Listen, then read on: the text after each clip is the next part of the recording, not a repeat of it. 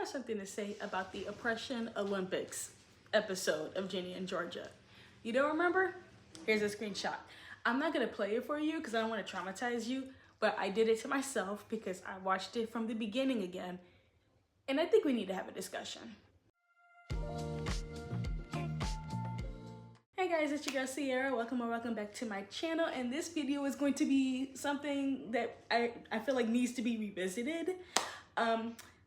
But a lot of Ginny and Georgia watchers would like to avoid this topic, but I feel like this is a very important topic. Hear me out. For those that don't know the show, Ginny and Georgia follows Ginny, a 16-year-old, and her mother Georgia, and also her little brother Austin, who moved to a new town to start a new life, and chaos ensues. Point blank period. So, the episode in question is season 1, episode 8. And I know we don't like to talk about the episode. I know we don't like even talking about the first season because it's extremely cringy. A lot of people have pointed it out that a lot of that cringiness could be because of Hunter. If you don't know Hunter, this is him. We pinpointed to Hunter, but I feel like in this discussion, in terms of episode 8, it's a toss-up between Hunter and Ginny, and it really boils down to points that I really want to make, and the overall part of the episode pretty much that I would like to talk about is that their entire discussion is technically 2 separate conversations. Hear me out. I don't have my table. The 7-year-old stole it. So I'm just gonna open up my iPad and pull up my article actually. So I did an article of this on my Substack, and it's gotten some views, but I feel like I need to talk it out. Maybe if I say it, it'll make more sense, but I feel like this is something that's extremely important to discuss. So, the main thing that I got from the conversation when rewatching it was the fact that it's 2 separate conversations and that it started off strong. It just went left. It didn't land how it was supposed to land, which therefore resulted in the entire scene, the entire situation being a load of bullshit. I'm just gonna say that. I'm not monetized anyway. But really, I feel like the discussion comes from 2 different topics. It's submission and identity.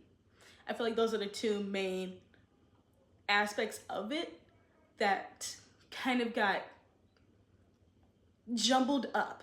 So in terms of submission, when we're first hearing the conversation between Ginny and Austin, Ginny and Hunter, they start off with a very interesting conversation that focuses more so on what had happened. I think it was like the past 2 episodes or so, 2 or 3 episodes.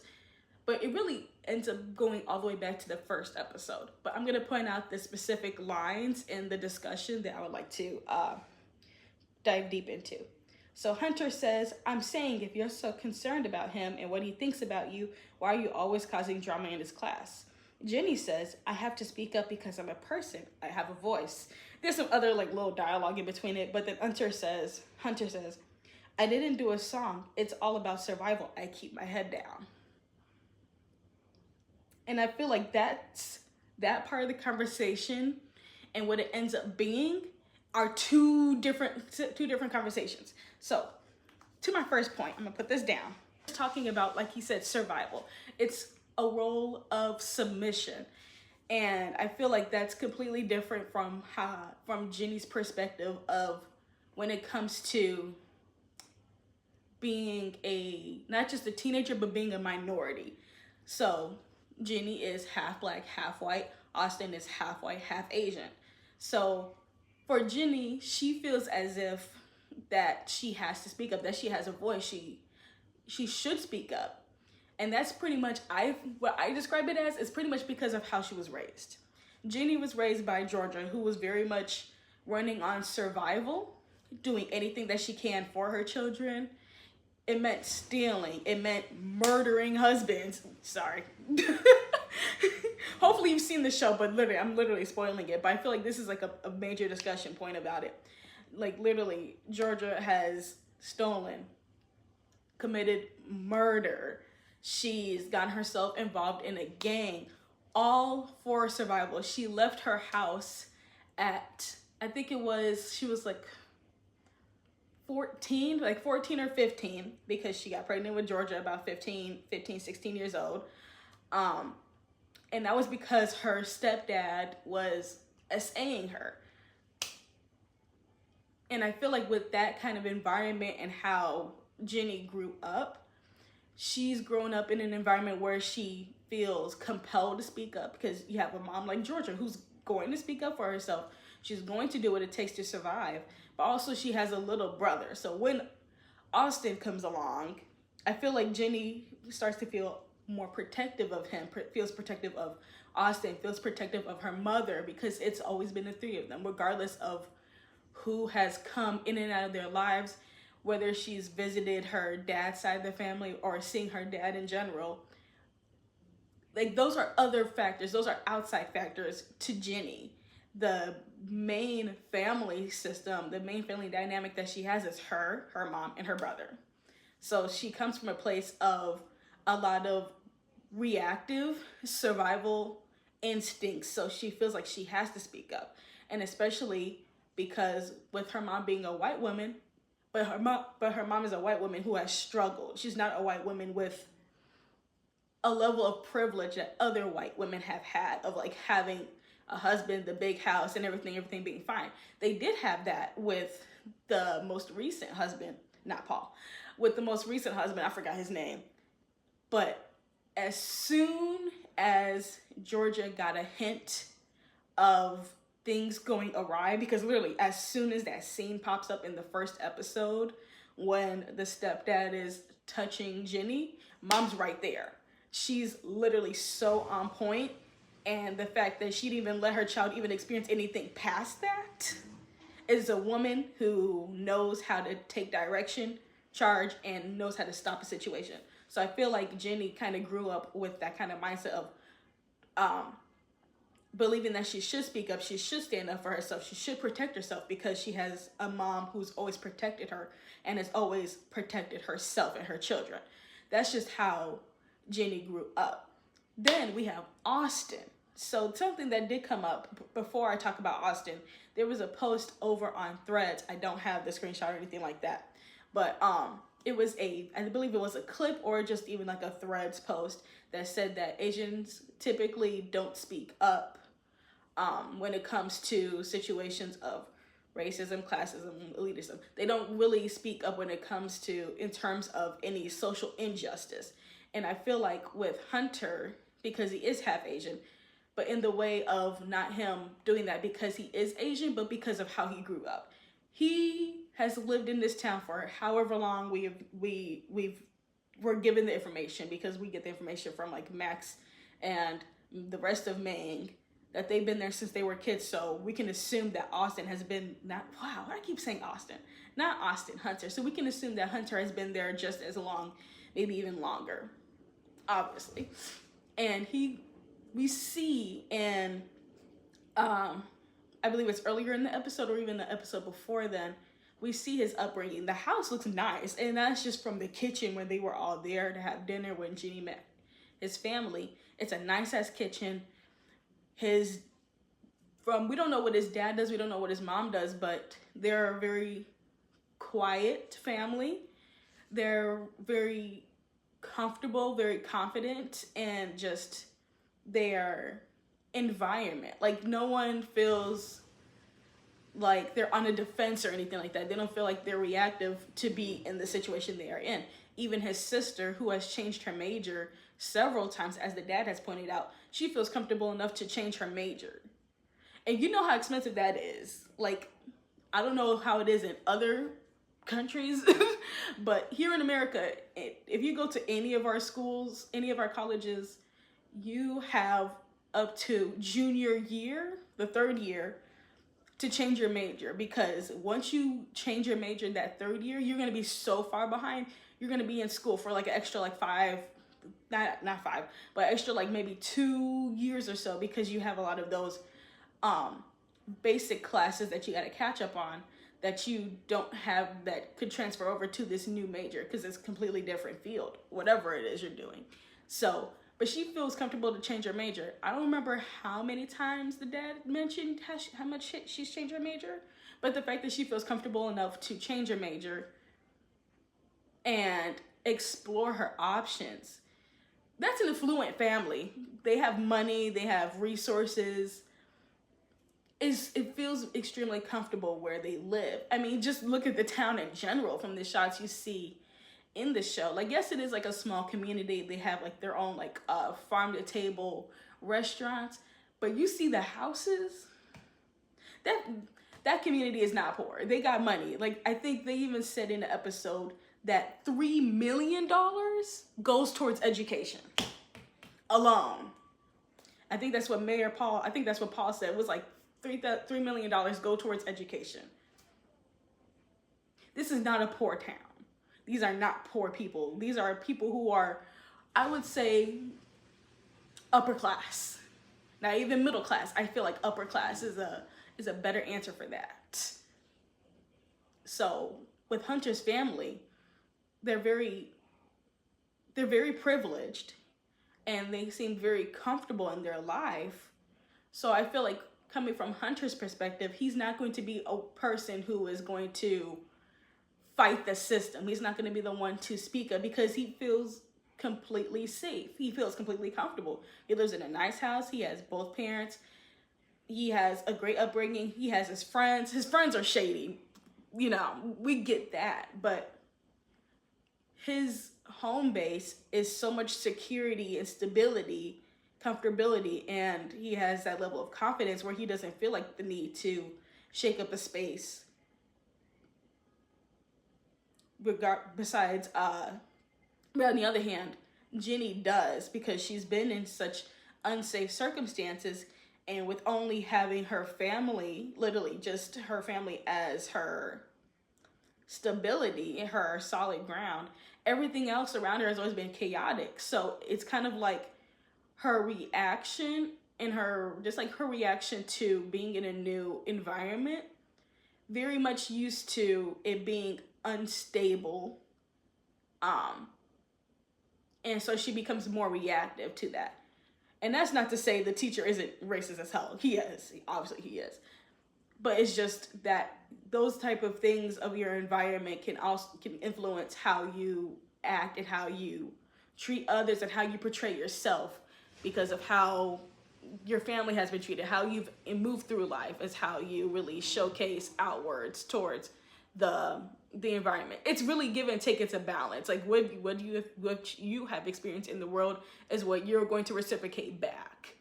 That type of thing. And there are people who will do a lot of like internal work and be able to, even though they've been through such tumultuous situations, they can actually take those, learn from them, and they actually end up giving back in a positive way or in a different way than what they've grown up with. That is possible. But she's also a teenager, so of course they're reactive.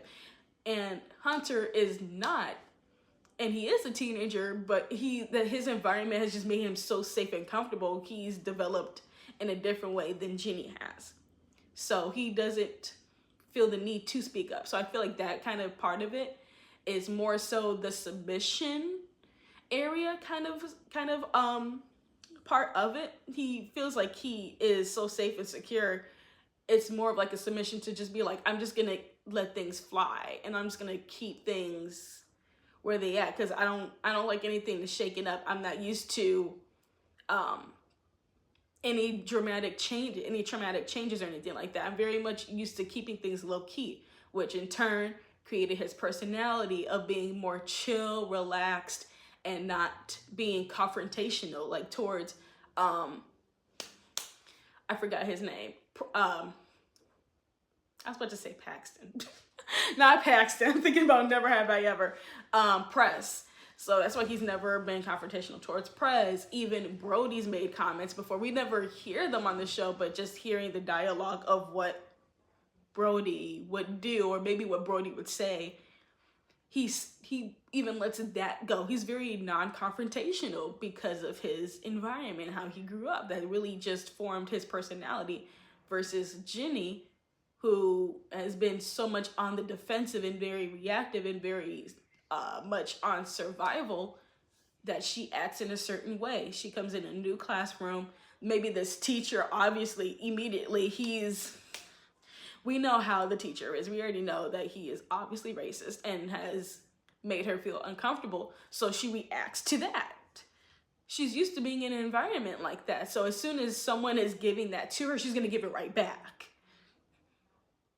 While Hunter over here is like, this is different. This is weird, because he's never done that before, or at least that he's never noticed it before, or never felt like it was directed at him. Because he does mention in the episode that like there would be some things that maybe like the teacher would say, but he'll just like let it go. So going into his non-confrontational trait and just letting things fly by, keeping his head down and not really shaking the table, not really shaking up the environment in the classroom.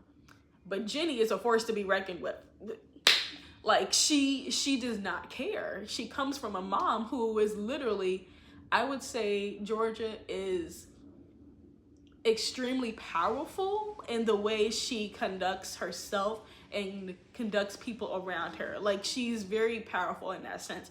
And I feel like Ginny is very much like her mother, even at times when she doesn't want to admit it. And that kind of power and shift and change and chaotic energy that Ginny comes from, and how she explicitly reacts to just something that's being tossed at her, she's gonna, like I said, she's gonna give it right back. So she's used to situations like that, so she knows how to give them a taste of their own medicine, while Hunter is not comfortable doing that. So he does submit to more of what is deemed as normal for him, what is acceptable, while Ginny doesn't.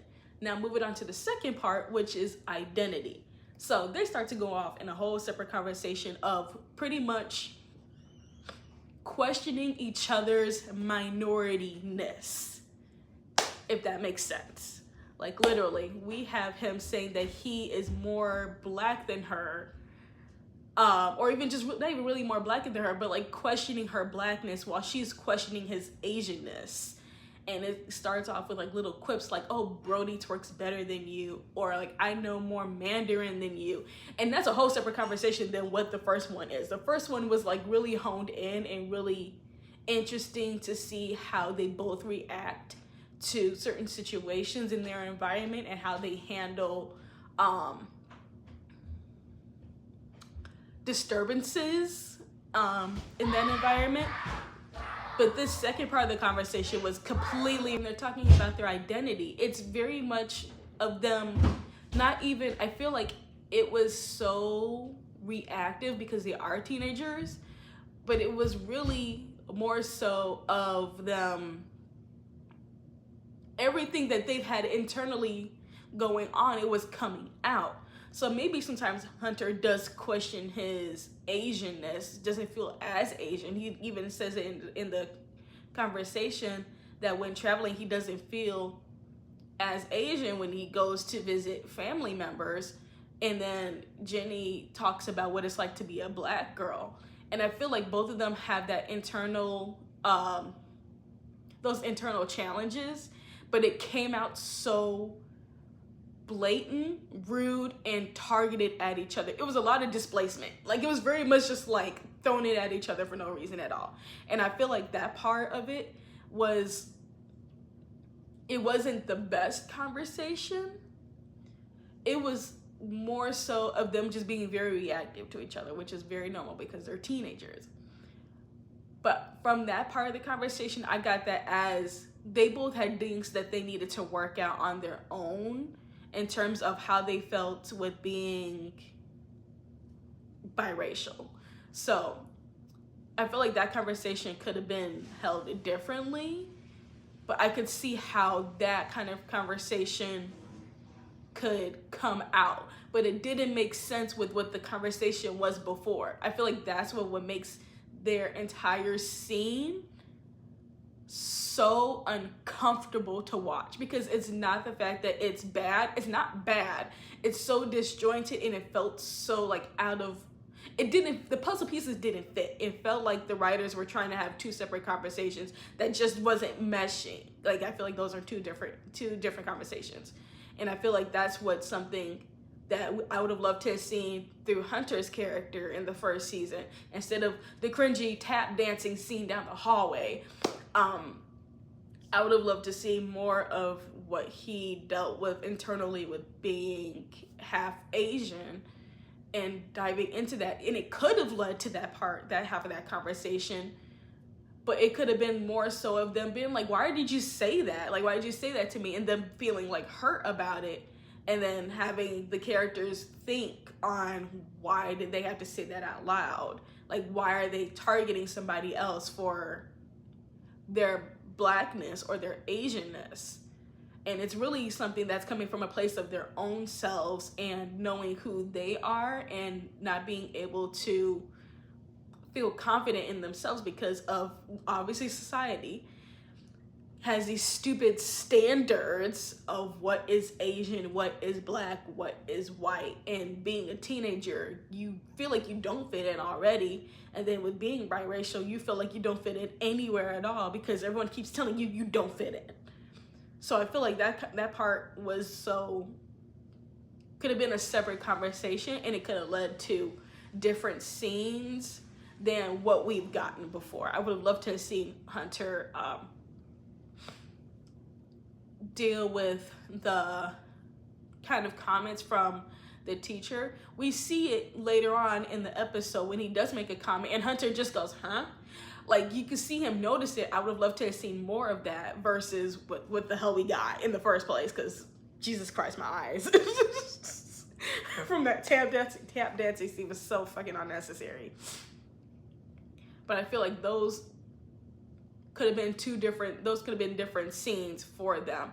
And then also with going towards identity, this is a separate part of it, not just Hunter and Ginny, but Hunter, Ginny, and Bracia, but mostly Ginny and Bracia, because even Bracia talks to Ginny in the bathroom. I believe it is in the next episode. It was after the Halloween party. I forgot. I forgot what episode it was, but it was after the Halloween party, and Bracia even tells Ginny, like, being a dark-skinned black girl versus being a biracial light-skinned black girl is completely different, because for Bracia, no matter how smart she is, how well she does at school, despite her extracurricular activities, how she conducts herself, she can't take off her blackness. Everyone's like, wow, I'm so surprised you act like this because you're black. Like, it's always some underhanded shit for Bracia because of her actual pigmentation, of her actual pigmentation, versus Ginny, who can get a pass because she is light skinned. She can put on the Britney Spears wig and everyone's fine with it, everyone's cool with it. But God forbid Bracia does it, it's gonna be some shit. So I feel like that's another part of it too when it comes to identity, is knowing where you fit in and knowing the level of privilege you have regardless of what you experience. Because for Ginny, she is half black, she is half white, but she is on the lighter complexion. She's going to get a lot more leeway than Bracia's going to, and I feel like that's kind of like a wake-up call for her in a way during that scene, because she's never had anybody tell her that perspective of it. She just has the perspective of like, oh, I'm biracial, I'm half black, I don't fit in anywhere. And it's like, like, I feel like the uncomfortability of not fitting anywhere, but you do have a privilege, and I need you to check that. So yeah, I feel like that's completely separate from what I started off before. If you would like to discuss this even further in the comments, I would love to, because I feel like this whole entire conversation was something. Like, literally, I was just sitting there looking at my computer and I was just like, wait, something here is like, immediately it felt completely different to me when rewatching it. The first time watching it, it was just cringy, it was bad. I admit the whole episode it gave me like such a bad feeling. I can't even say like cringe. It was just bad. It was just a bad situation and a bad way of flowing the conversation. But then watching it again, because I love watching a show from the beginning, just to see like how the characters carry out and how they end up in the situations, which is why I rewatch Degrassi a lot. I literally could hear where the conversation just went, like it just completely separated. And I feel like it started off so strong with that conversation of pretty much being a product of your environment and how you react to certain situations and certain dynamics, which is a really, really interesting concept, because that's something I absolutely love as a psychology major. I love this psychology, sociology, all encompassing aspects of how a person comes to be because of their environment, their mental health, and like their family dynamics. I love all of that. And I feel like that was a really good start of the conversation, but it just went to shit after. But that's just my points. That's my opinion when it comes to that episode. I feel like it was handled decently. It's just, it didn't flow how it's supposed to flow. Anyway, if you like this video, be sure to like this video, subscribe to my channel. I don't tell y'all that enough. Turn on the notification bell too. Like if you like my content, I want to do more like these type of videos. I love reading, trust me, I love my books. But I also want to dive more into like shows like Ginny and Georgia, talk more about Degrassi, and really talk about it in the aspect of like psychology, sociology, and really analyzing characters, situations, and how people react and how we get to certain scenes. So yeah, if you have any suggestions, please comment below. So until next time, stay magical. Bye.